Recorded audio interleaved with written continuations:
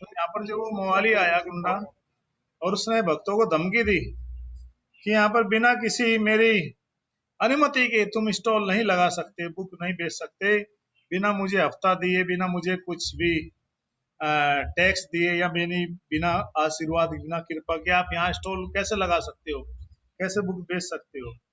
तो भक्तों ने कहा देखो भैया जो है, क्योंकि उन्हीं ब्रह्मचारियों में एक नया भक्त शामिल हुआ था जो पहले फौज में रहा था, आर्मी में रहा था, भक्तों के हाथ से गीता ली, समझा रहे बहुत अच्छा है, तो अच्छा जीवन है, चलो छोड़ो घर बार, चलो हरिद्वार, यानी कि आप इस्कॉन में भर्ती हो जाते हैं, इस्कॉन में भर्ती हो गए, जो ज्वाइन कर लिया।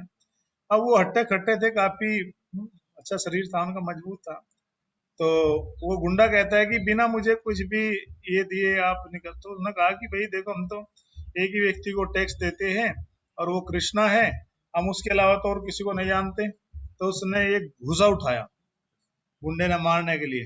तो उस जो ब्रह्मचारी थे जो पहले फौज में रहे थे, आर्मी में रहे थे, तो उसको पकड़ा गुंडे को, दो चार झापड़ मारे उसको, और चार झापड़ लगते भाग गया। जितने भी उसने सब गुंडे लेकर के आया था उन सबको लेकर के भी भाग गया। जब वो लेकर के भाग गया तो आ, बाकी जो ब्रह्मचारी थे बड़े घबरा गए, बोले भैया तुमने ये क्या कर दिया यहाँ, अब ये कल को 5-10 गुंडे और नहीं लेकर के आएगा, अब तुम भैया फौज में हो, हम तो मौज में हैं, यानी कि तुम तो सहन कर लेंगे, हम कैसे पिटाई सहन करें, तो बड़ा झगड़ा पड़ेगा। ब्रह्मचारी ने कहा भैया इसमें हमारी गलती क्या है, वो व्यक्ति झगड़ा कर रहा था तो हमने बचाव के लिए दो चार मार दिए उसको, क्या।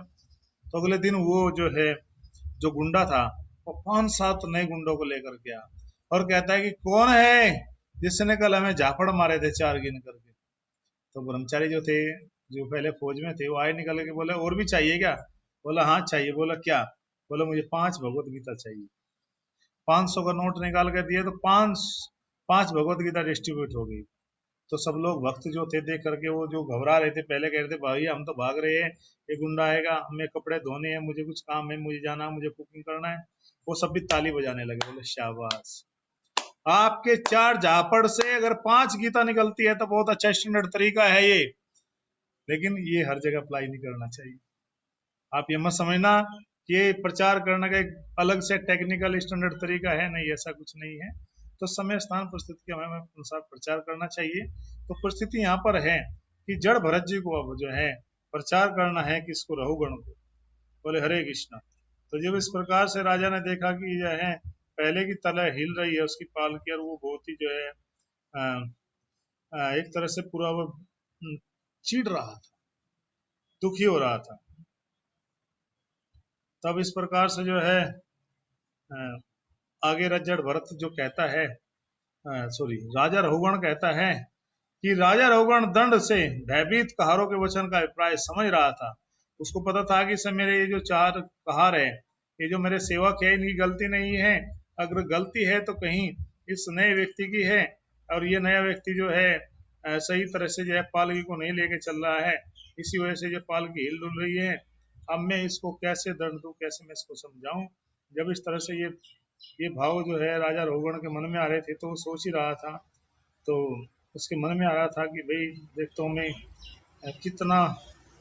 तो उसने बहुत ही, क्योंकि राजा था, वो पॉलिटिशियन व्यक्ति था, तो इस प्रकार से वो समझ था। उसके समय में यह भी आ गया कि एकमात्र जो ये व्यक्ति है नया, इसे कारण पाल की ठीक से नहीं चलती, क्योंकि अच्छी तरह से ये जानते हैं भी उसकी विनती सुनकर कुछ क्रोध हो, और बार बार जो है वो राजा क्रोधित हो रहा था। यद्यपि वह राजनीति में निपुण था और अत्यंत अनुभवी भी था, क्योंकि जो पॉलिटिशियन होते, राजा होते हैं, उनको दूसरे से काम लेना, दूसरे को सही तरह से यूज करना, कहाँ किसी के प्रशंसा करनी है, कहाँ किसी को दंड देना है, कहाँ किसी की आलोचना करनी है, ये पॉलिटिशियन से सीख सकते हो।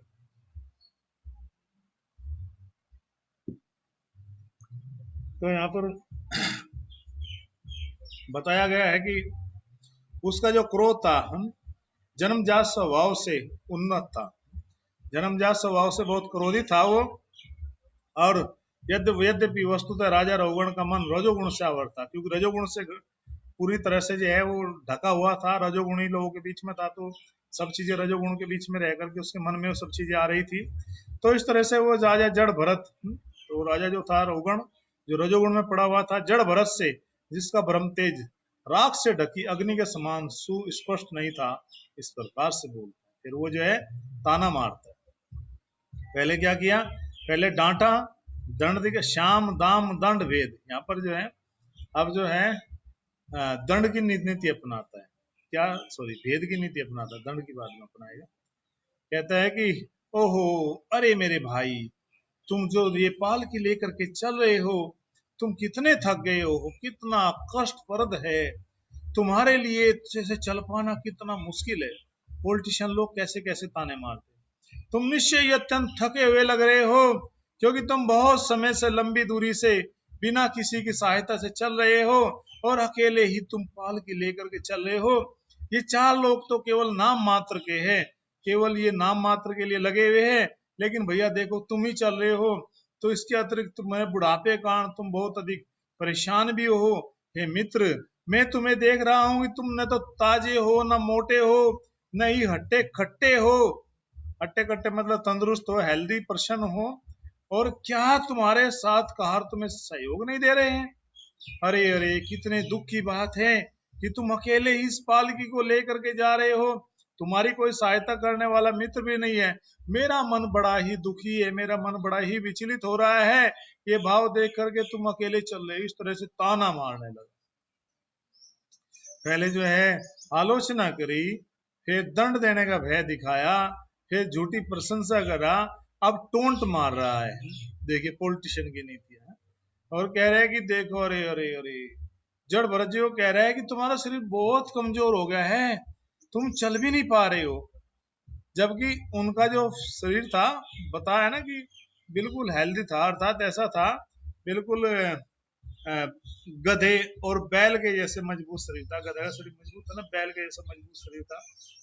और बैल से भी जो मजबूत होता है वो सांड होता है। बैल, क्योंकि किसान, बैल और सांड में अंतर होता है। जब बैल होता है वो पालतू होता है, यानी किसान उसको अपने यहाँ पर रखता है, काम लेता है, चारा डालता है। लेकिन जो सांड होता है उसके कई नाम हो सकते हैं, बिजार, गोर्रा, बहुत सारे नाम होते हैं उसके लोकल क्षेत्रों में। उसको जो है जब वो गाय के दूध पीने से हट जाता है, गाय दूध देना बंद कर देती है उस जन्म में, जब उसका होता है तो उसको एक सीलिए, एक मोहर मार देते हैं, दाग देना होता है, उसको दाग देना होता है, ताकि पहचान होती है उसको पीछे से कि ये छोड़ा हुआ है, उसको कोई पकड़ता नहीं। तो वो खुला घूमता है, खुला खुला खेतों को खाता है, और खुला खेतों से खाना बहुत मजबूत शरीर हो जाता है। बैल के 2-3 गुना हो जाता है, वो इतना हेल्दी होता है, इतना मोटा है होता है वो। तो वो जो है उसको सांड बोलते हैं। तो इसके जैसा शरीर हो गया, क्योंकि वो भी भगवान की भक्ति मस्त है बिल्कुल है। और लेकिन यहाँ पर क्या आलोचना करते, कह रहे अरे अरे कितने दुख की बात है, तुम अकेले ही पाल के लेकर चल रहे हो, तुम्हारी कोई सहायता भी नहीं कर रहा है। और देखा कि जो है ये तो बड़ा ही जो है दुख की बात है कि तुम इस प्रकार से जो है, और कह रहे कि तुम जो है, और पंचभूतों से मतलब इस तरह से ये कह रहा है, यहाँ पर कहने की कोशिश कर रहा है कि तुम क्या कर रहे हो। पहले तो ये डांटा, फिर कह रहा है कि तुम वो बड़े जो है बड़े थक गए हो, अब लगता है कि तुम जो है सचमुच जो है तुम चल नहीं पा रहे हो, तुम बहुत जो है थके थके लग रहे हो। और ये सचमुच ठीक है, ये मात्र उलाना मात्र शब्द नहीं है, क्योंकि तुम्हारा शरीर तो वाहक और शरीर ढोने वाला है। और जो है ये भार भी मेरा नहीं है, क्योंकि मैं तो आत्मा हूँ। आपके कथन में जो है, यानी कि एक तरह से ये राजा रघुगण जब पूरी तरह से टोंट मार रहा था 12 बार जो है, तो ये बार बार बोलने से मन जो है क्या हो रहा था, राजा रघु जो है विचलित तो था ही, साथ ही साथ जो है ऐसा व्यवहार कर रहा था मानो जो है जैसे कि सारी गलती जो है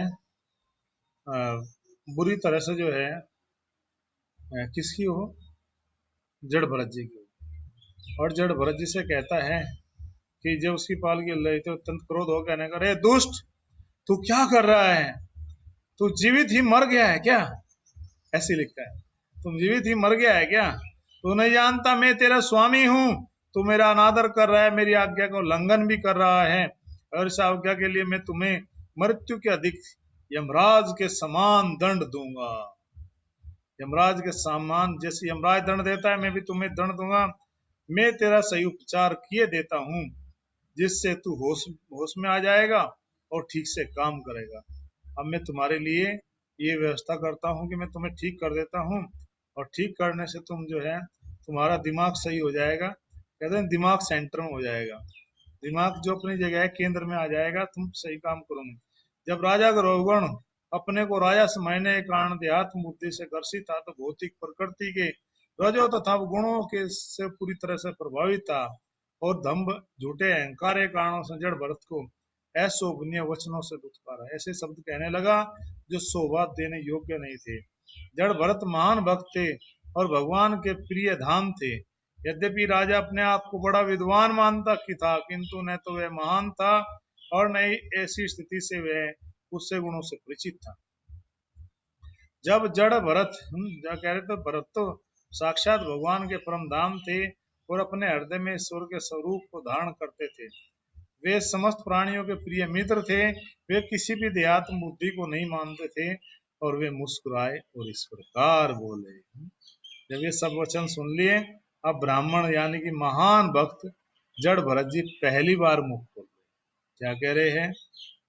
महान भक्त ब्राह्मण जड़ भरत ने कहा, हे राजन तथा वीर, हे राजा तथा वीर, यानी कि फिर भी भक्त लोग क्या करे, प्रशंसा कर रहे कि तुम राजा भी हो और वो वीर भी है, दोनों शब्द कह रहे।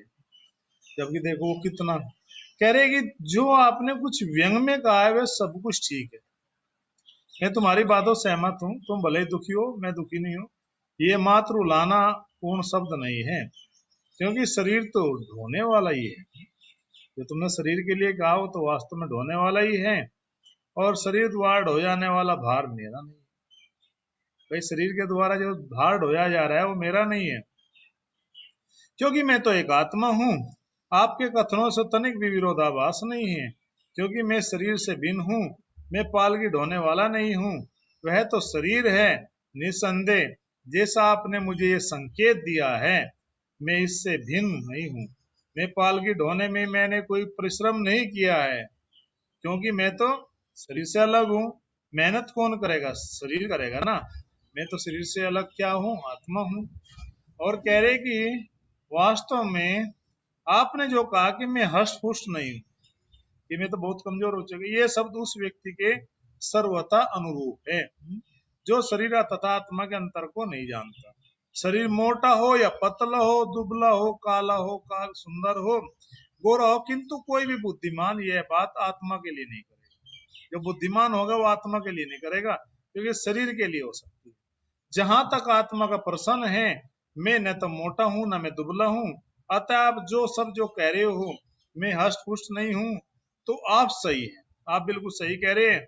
यदि इस यात्रा का बोझ वहां तक ले जाने का मार्ग अपने होते तो मेरे लिए अनेक कठिनाइयां होती है। मुझे कोई कठिनाई भी नहीं हो रही है, जब मैं पतला हूं, ना काला हूं, ना गोरा हूं। जो आपने कहा सही बात है, मुझे दंड दिया जाना चाहिए, इसके संबंध में मुझसे मेरे ये शरीर नहीं है या मैं शरीर से संबंध नहीं हूँ, और मुझे कोई भी कष्ट नहीं, मुझे कष्ट भी नहीं है। वास्तव में सही कहा, कि कष्ट जब भी होता है संसार में जब अपने आप को शरीर मानते, संबंध मानते हैं, शरीर मानते हैं, एक भौतिक पहचान बनाएंगे तो कष्ट होगा। जब भौतिक पहचान ही नहीं होगी, हमारा अस्तित्व ही नहीं होगा, आत्मा के लिए क्या क्या दुख और क्या सुख है। कह रहे हैं कि मोटापा आ जाना पतलापन आना, शारीरिक तथा मानसिक कष्ट आना, भूख लगना, प्यास लगना, जो है भय लगना, कलह होना जीवन में, और भौतिक सुख की कामना करना, बुढ़ापा आ जाना, निंद्रा आ जाना, भौतिक पदार्थों से आसक्ति हो जाना, क्रोध होना, शोक होना, मोह होना, देह का अभिमान होना, ये सभी आत्मा के भौतिक आवरण के रूपांतर है। जो आत्मा के ऊपर जो कवर चढ़ा है उसके रूपांतरण है। जो व्यक्ति देहात्म बुद्धि में लीन रहता है वही इनसे प्रभावित होता है, जो अपने देहात्म बुद्धि में लगा हुआ है। किंतु मैं तो समस्त प्रकार के देहात्म बुद्धि से मुक्त हूँ।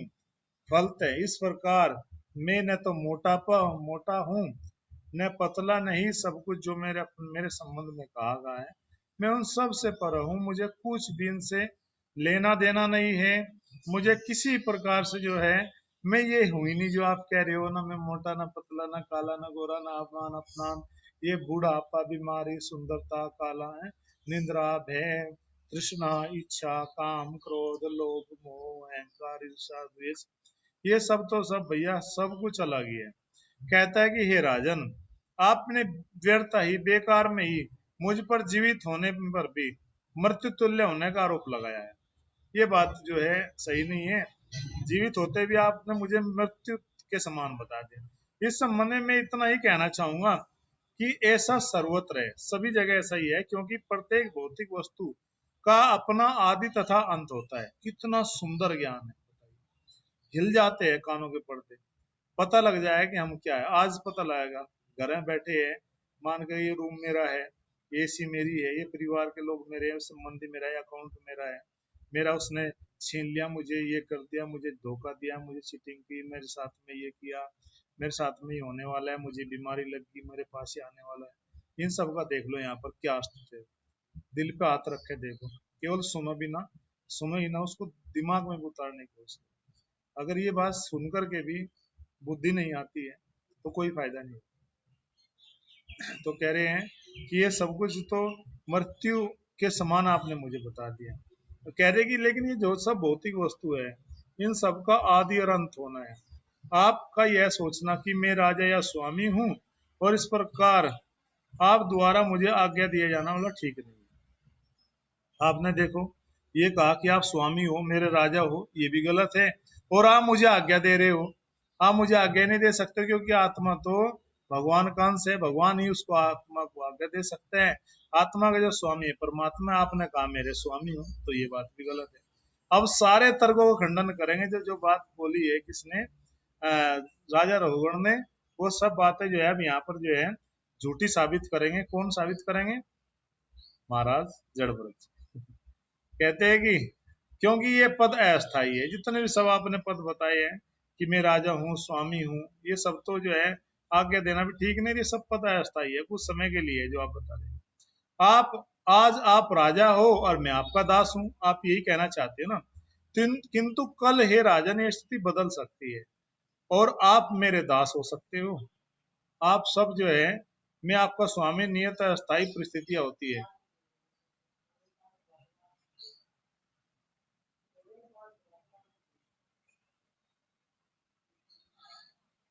तो कह रहे हैं कि ये सबकी बातें अस्थाई हो सकती है और जो है इस प्रकार से हे राजन, एक मिनट रुकना पड़ेगा। वो ले लो ना, अरे ये नहीं, वो ले लो आप, ये बस नहीं है, दूसरे ले लो, क्या ले लो? तो तुम लेके कर लो ना, तुम हमसे थोड़ा सा लेना, पाँच कितना ले रहा है? या तो क्या मतलब हमारे,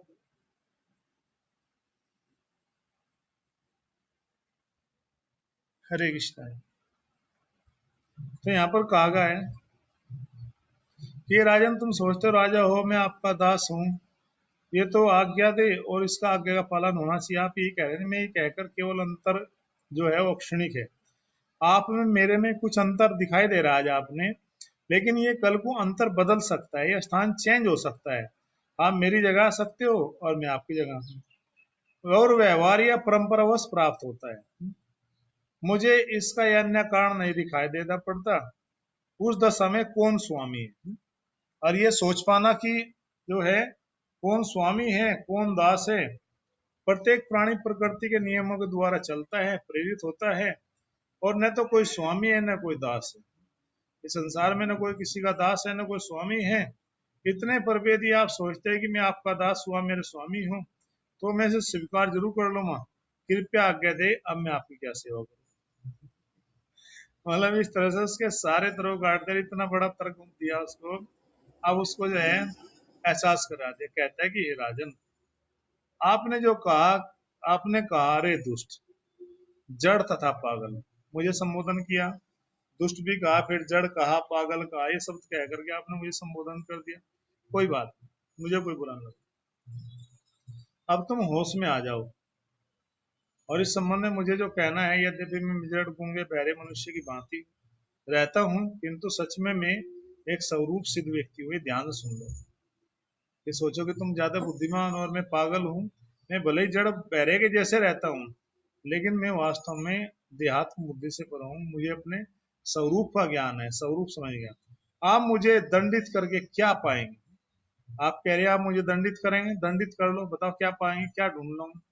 यदि आपका अनुमान ठीक है तो मैं पागल हूँ, आपने कहा मैं पागल हूँ तो ठीक है, मैं मान लेता हूँ पागल हूँ, तो आपका यह दंड एक मरे हुए घोड़े को पीटने के जैसा होगा। आप मुझे दंड दे लो, पीट लो, ये तो ऐसे ही होगा जैसे कि मरे हुए घोड़े को कोई व्यक्ति पीटता रहे, डंडे से चाबुक से मारता रहे, तो लोग क्या कहेंगे, अरे मूर्ख व्यक्ति तो मरा हुआ पड़ा है, उसको क्या, मरे हुए को क्या मारूंगा, तो पहले से मरा हुआ है, उसको क्या दंड दूं।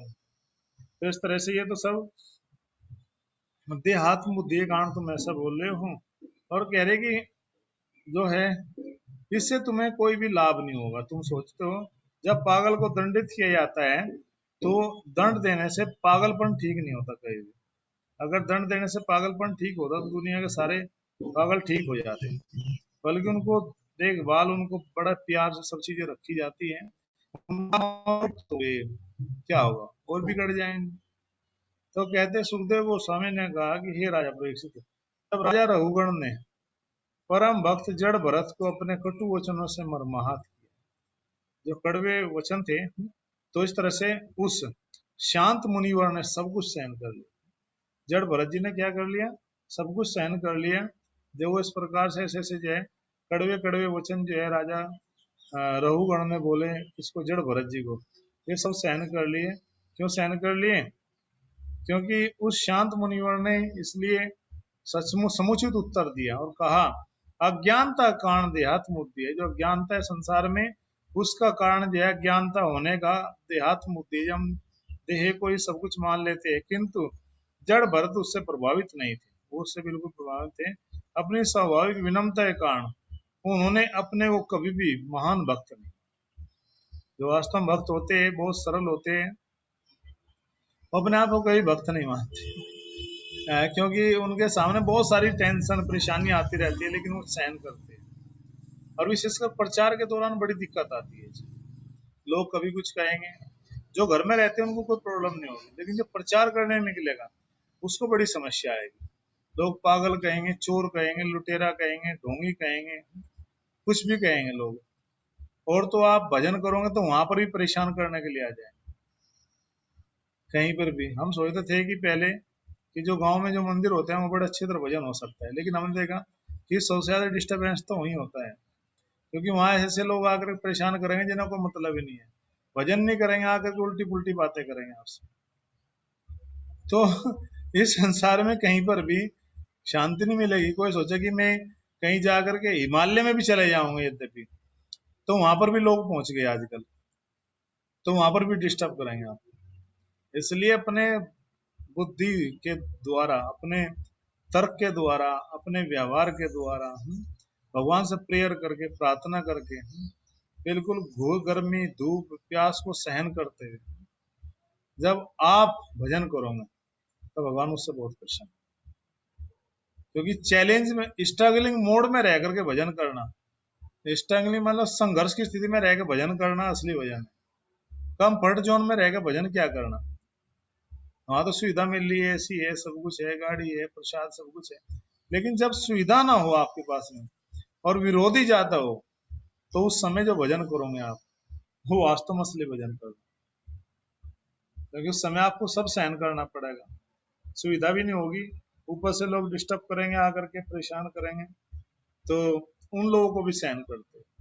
तो यहाँ पर यही तो हुआ जड़ भरत जी के साथ। जड़ भरत जी बेचारे रहते थे गांव में, जंगल में रहते थे, लेकिन वहां भी परेशान कर रहे जाकर राजा, कोई लेना देना नहीं, जब भी उनको परेशान कर रहे इस तरह डांट रहे। कोई सहन कर लेगा, आजकल तो नौकर नहीं सहन करता किसी का, नौकरों को कह के देखो, 2 बर्तन आपके ऊपर ही फेंकेगा और 4 गाली सुनाएगा और कल से आना बंद कर देगा, और ज्यादा चैम करोगे तो कोर्ट में आपका केस ले जाएगा, वहां पर पेनल्टी लगा के देना पड़ेगा।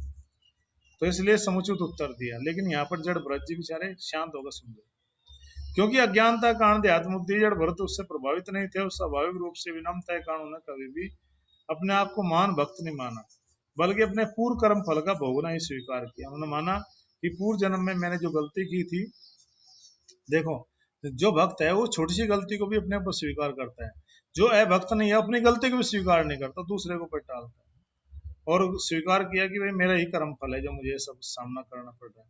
सामान्य मनुष्य की भांति उन्होंने सोचा कि वे पालकी ढो करके अपने पूर्व अप्रित्य को फल को विनष्ट कर रहे कि चलो भैया पालकी ढो लेते हैं, सहन कर लेते हैं, क्योंकि भैया मेरे ही पूर्व जन्म के इससे कुछ पाप होंगे जिन्हें कारण जो है मुझे ये सब देखना पड़ा।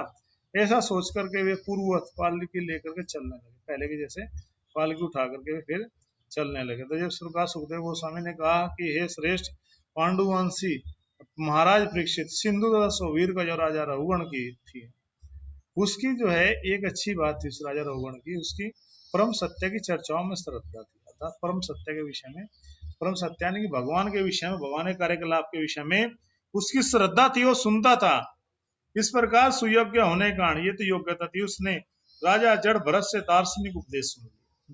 इस बहाने जो है कटाक्ष करते करते अपने आप जो है ये उपदेश जरूर सुन लिया उसने। इस दार्शनिक बिल्कुल फिलोसफिकल है, इससे बड़ा और क्या फिलोसफिकल होगा कि शरीर की पहचान को ही बिल्कुल नष्ट कर दिएगा, मोटा हटा दिया, पतला कोला काला गोरा सुंदर है, रात भूख प्यास अपना पराया, दुख सुख मान अपमान सर्दी गर्मी, लाभ हानि जय पराजय, काम क्रोध मद मत्सर लोभ मोह अहंकार ईर्ष्या द्वेष समाज देश राष्ट्र परिवार घर सब कुछ त्याग, सबसे से परे बताया कि सबसे परे एक आत्मा है, इसको तुम मारोगे, तुम क्या सोचते हो राजा रघुगण। तो उसकी ये श्रद्धा जो है थी। इस प्रकार वो जड़ भरत का उपदेश जैसे सुनाओ, जिसकी संस्कृति सभी योग साधना के ग्रंथों में की गई, योग साधना में इसकी संस्कृति की, जिससे हृदय की जो गांठ पड़ी होती है वो ढीली पड़ जाती है उपदेश सुन करके।